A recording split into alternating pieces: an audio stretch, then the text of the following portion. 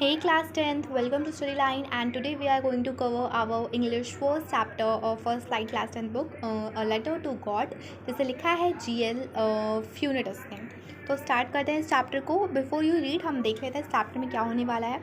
This से faith can move mountains, की जो विश्वास है ना वो पहाड़ों को भी ला सकता है। बट हमारा फेथ होना कहाँ चाहिए, दिस इज़ अ क्वेश्चन जो कि स्टोरी पुट करती है।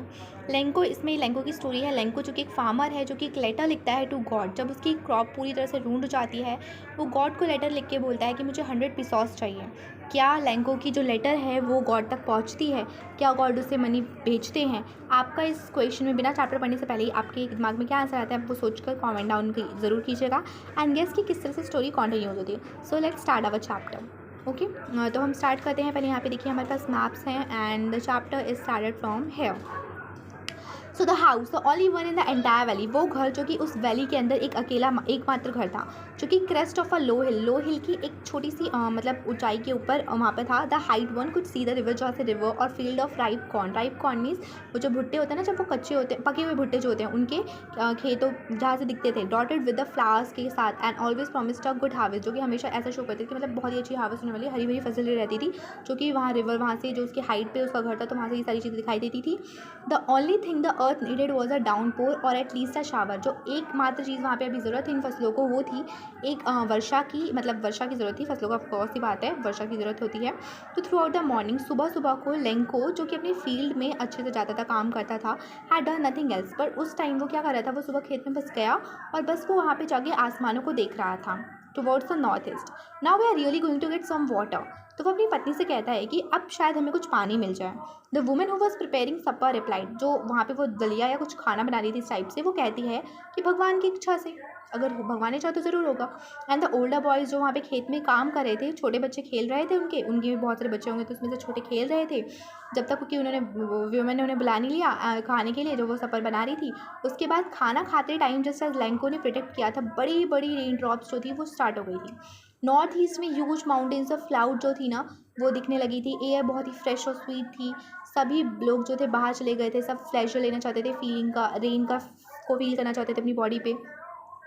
और जब वो आने लगा ना, तो they are rain drop falling from the sky, they are new coins. तो जब वो बारिश में जाता है, फील करने लगता है, तो वो कहता है कि भाई ये ना बारिश की बूंदें नहीं है, ये तो सिक्के हैं, नए नए सिक्के, 10 सेंट पीसीज। सेंट ना वो क्या कहते हैं, यहाँ जो लैंग्वेज जहाँ का भी है उनकी लैंग्वेज में सेंट बोलते हैं कॉइन्स के, जैसे हमारे यहाँ पे रुपये बोलते हैं। तो वो कहता है कि ये बारिश की बूंदें ना 10 सेंट पीसीज हैं और लिटिल वंस जो हैं, छोटी छोटी बूंदें, वो 5 वाली हैं। तो एक सेटिस्फाइड एक्सप्रेशन के साथ वो फील्ड ऑफ राइप कॉर्न को देखता है और उसके फ्लावर को देखता है, जो कि बारिश में ढक रही होती हैं। बट सडनली अचानक से बहुत तेज़ हवाएं चलने लगती हैं along with the rain very large, और उसके साथ बारिश के साथ साथ बड़े बड़े ओले ओले होते हैं ना, पत्थर जो होते हैं बर्फ़ वाले, वो गिरने लग जाते हैं।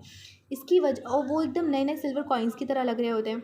The boy exposing themself to the rain ran out to collect the frozen, जो बॉय अभी बारिश में नहा रहे होते हैं वो जल्दी से भाग के, मतलब एक्सपोज रखे होते हैं, वो जल्दी से जाते हैं बाहर और उनको चुनने के लिए, जैसे हम नहीं करते बचपन में जैसे बाहर बारिश होने लगती है, ओले गिरने लगते हैं, हम जाके चुनने लगते हैं, अभी भी करते हैं, बड़े लोग भी करते हैं। तो it's really getting bad now. लेकिन अब धीरे धीरे बारिश इतनी ज़्यादा हो रही थी और ओले इतने ज़्यादा पड़ रहे थे कि ये बहुत ही बुरा होता जा रहा था। अब मैन कहता है, वो जो लंको होता है, कि भाई ये अब ये अच्छा नहीं है, जल्दी से ये बारिश बंद हो जाए। अगर ये जल्दी पास नहीं होती तो सारी उनकी, क्योंकि क्रॉप रून हो सकती थी, रून मतलब ख़राब हो सकती थी। कॉर्न फील्ड में अगर बड़े बड़े ओले पड़ेंगे तो वो सारी की सारी फसल बर्बाद हो जाएगी। तो वो कहता है कि जल्दी ख़त्म होनी चाहिए। तो बहुत 1 घंटे तक बारिश लगातार होती रहती है कॉर्न फील्ड में, हिल साइड में, वैली में, और पूरा फील्ड वाइट हो जाता है, पूरी तरह से फसलें ढक जाती है सॉल्ट से, वो जो बर्फ़ गिरती है। नॉट अ लीफ, अब एक पत्ता भी नहीं बचता है पेड़ पे, वो सब उन सब की वजह से ख़त्म हो चुका होता है। कॉर्न टोटली डिस्ट्रॉयड हो जाती है, फ्लावर्स ख़त्म हो चुके होते हैं। लेंको की जो सोल होती है ना, वो सैडनेस से बचाती है। अब तक उसको बारिश का इंतज़ार था, अब तक वो उमंग से सोच रहा था कि बारिश आएगी तो फसल अच्छी हो जाएगी, पर इस तरह की बारिश आएगी उसने कभी नहीं सोचा था। उसका जो दिल होता है एकदम कसुट सा जाता है, एकदम वो उदास हो जाता है अंदर से।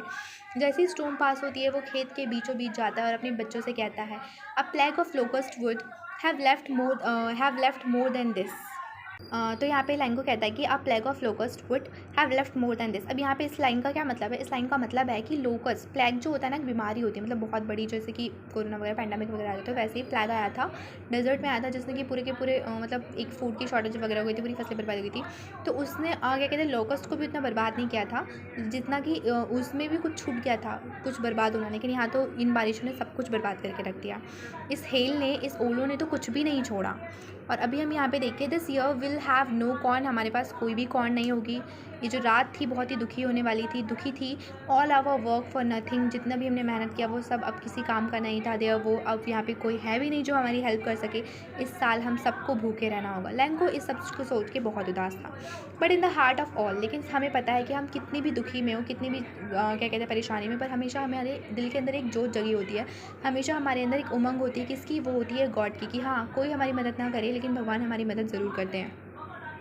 Don't be so upset even though this seems like a total loss, भले ही हमें टोटल लॉस भी दिखाई दे तो कभी अपसेट नहीं होना चाहिए। ये चीज़ हमें लैंको से सीखने को मिल रही है कि भाई कितनी ही प्रॉब्लम्स आ जाए पर कभी हमें उदास नहीं होना चाहिए, क्योंकि चाहे कोई हमारी हेल्प ना करे भगवान हमारी हेल्प ज़रूर करेंगे।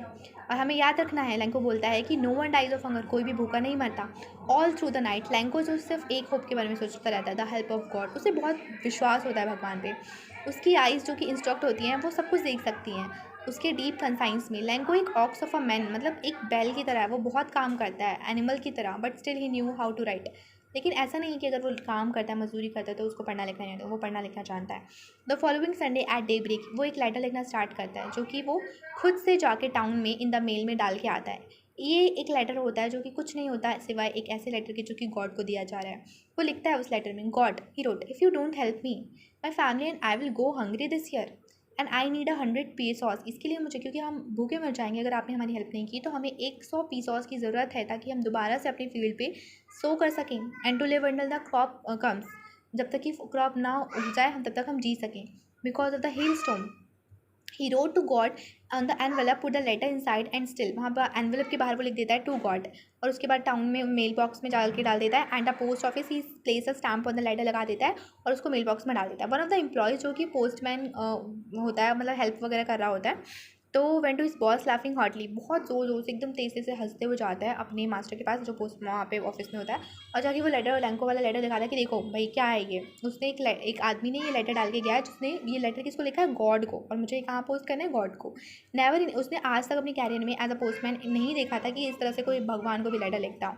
The post master a fat amiable fellow जो था, जो कि फैट एमेबल मतलब विनम्र होता है, फैट था बट एमेबल फेलो था, वो भी बहुत तेज हंसने लगा बट ऑलमोस्ट इमीडिएटली, लेकिन अचानक से वो सीरियस में आ गया और उसने अपने डेस्क पे उस लेटर को रखा और उसने बोला कि व्हाट फेथ। उसको भी यहाँ चीज़ देखी कि कितना विश्वास है ना उसे भगवान पे, क्या विश्वास है ना। हम ऐसा करेंगे, हम मतलब हम भगवान मानते हैं, ठीक है, मतलब हम मानते हैं भगवान को है, फिर भी हम लेटर कभी लिखे आज तक गॉड को कि भाई ये लो लेटर, हम करें, इतना विश्वास नहीं है हमारे अंदर। तो वो चीज़ देख के वो बोलता है कि व्हाट फेथ, कितना विश्वास है। I wish I had the faith of the man, कि मुझे लगता है कि काश मेरे पास भी ऐसा विश्वास होता of the man who wrote this letter, जिसने इस लेटर को लिखा है, स्टार्टिंग पर कॉरेस्पॉन्डेंस विद गॉड। तो so in order not to shake the right of faith, तो इसीलिए क्योंकि वो उसका विश्वास तोड़ना नहीं चाहता, उस आदमी का इतना गहरा विश्वास जब देखता है तो उसको भी लगता है यार इसका विश्वास नहीं टूटना चाहिए, बहुत गहन है। क्योंकि विश्वास बनने में तो बहुत क्या कहते हैं टाइम लग जाता है, पर टूटने में एक मिनट भी नहीं लगता। तो पोस्ट मास्टर क्या करता है, उसको एक आइडिया आता है, वो उस लेटर का आंसर करने की कोशिश सोचता है। तो वो क्या करता है, जब वो लेटर को ओपन करता है ना, तो उस पर लिखा, लेकिन वो मदद तो करना चाहता है पर उसकी मदद मतलब उसकी औकात से उतनी मदद नहीं कर सकता है उतना उसमें लिखा होता है, ठीक है। तो जितना मनी उसने मांगा होता है उसके पास नहीं होता, तो क्या करता है वो इंक और पेपर निकाल के बैठ तो जाता है, पर उसके पास मनी नहीं होता, तो वो अपनी एम्प्लॉय से बोलता है कि प्लीज़ अपनी सैलरी का कुछ पार्ट दीजिए, और several friend of his work like to give something. तो वो कहते हैं कि ठीक है चलो हम एक्ट ऑफ चैरिटी के तरफ से इसको देते हैं कुछ। It was impossible for him to gather together the 100 pieces, लेकिन उन सब के लिए बहुत मुश्किल हो रहा था कि वो 100 पीसॉस को जमा करके दे। So he was able to send a farmer on a letter, तो वो कुछ ज़्यादा मतलब लगभग 70 पीसॉस के आसपास ही जमा कर पाते हैं, और उस पूरे मनी को वो एनवेलप में डालते हैं और लैंको को फिर वापस से एक सिंगल सिग्नेचर करके गॉड करके वो सेंड कर देते हैं। संडे को लैंको आता है, जल्दी से उठ जाता है कि भाई गॉड का शायद जवाब आया होगा। पोस्टमैन उसके पास आता है, वो इसको लेटर देता है एंड एक्सपीरियंस द कंटेनमेंट। तो क्या होता है कि जब वो उसको पोस्ट मास्टर उसको लेटर दे देता है तो उसको बिल्कुल भी मतलब आश्चर्य नहीं होता, मतलब सरप्राइज़ नहीं होता उसको, क्योंकि उसको विश्वास होता है ना, वो कॉन्फिडेंस में होता है। तो वो जल्दी से लेटर लेता है, उसको संतोष होता है कि हाँ भगवान का उत्तर आ गया। अब a man who has performed a good deed, अब जो पोस्ट मास्टर उसको लेटर देता है तो उसके अंदर बहुत ही सेटिस्फैक्शन मिलता है कि भाई हमने अच्छा काम किया एक। उसके बाद वो उसको लेके चला जाता है। अब क्या होता है कि look down from his office, अब Lencho should not a side surprise, वो कोई सरप्राइज तो देता नहीं है, वो कॉन्फिडेंस होता है, बट लेकिन फिर जैसे वो लेटर खोल के देखता है और मनी को काउंट करता है तो एकदम गुस्सा हो जाता है। वो कहता है कि भगवान कैसे गलती कर सकता है, God could not have made a mistake, भगवान तो भगवान है ना, हम इंसान से गलती हो सकती है, भगवान से थोड़ी ना गलती होगी, तो गॉड कैसे ऐसे मिस्टेक कर सकते हैं। Nor could he have denied Lanco what he had requested, और ये भी नहीं मतलब ये भी नहीं कहता कि भाई भगवान ने पूरा डिनाइड ही कर दिया मेरी प्रॉमिस को, लेकिन फिर भी जितना बोला था उतना नहीं दिया, तो उन्होंने गलत कैसे गिन लिया।